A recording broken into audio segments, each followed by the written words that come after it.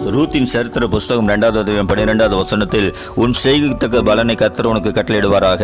இஸ்ரவேலின் தேவனாகிய கர்த்தருடைய செட்டைகளின் கீழ் அடைக்கலமே வந்த உனக்கு அவரால் நிறைவான பலன் கிடைப்பதாக என்று எழுதியிருக்கிற இந்த வாக்குத்தத்தத்தின்படியே இன்று முதல் உங்கள் ஜெபத்திற்கும் உங்கள் கண்ணீருக்கும் உங்கள் கிரியைகளுக்கும் கர்த்தர் நிறைவான பலனை தந்து ஆசீர்வதிக்கப் போகிறார்.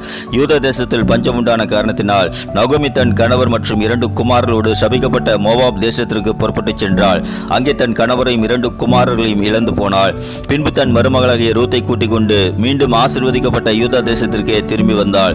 இஸ்ரவேலின் தேவனாகிய செட்டைகளின் கீழ் அடைக்கலமே வந்த நகோமிக்கு தன் மருமகள் ரூத்தின் நிமித்தமாக நிறைவான பலன் கிடைத்தது. இன்றைக்கு நீங்களும் நகோமியைப் போல தேவ சித்தத்துக்கு விரோதமாக செய்ததின் நிமித்தமாக உங்கள் வாழ்க்கையும் வெறுமையாக காணப்படலாம். மீண்டும் கர்த்தரை தேடி அவருடைய சித்தத்துக்கு ஒப்புக் கொடுத்து கர்த்தரிடத்தில் திரும்பும் போது உங்கள் வெறுமையை கர்த்தர் மாற்றுவார். கர்த்தர் உங்கள் வேலையில், உங்கள் தொழிலில், உங்கள் ஊழியத்தில், உங்கள் வாழ்க்கையில் நிறைவான பலனை தந்து ஆசீர்வதிப்பார். ஆமேன்.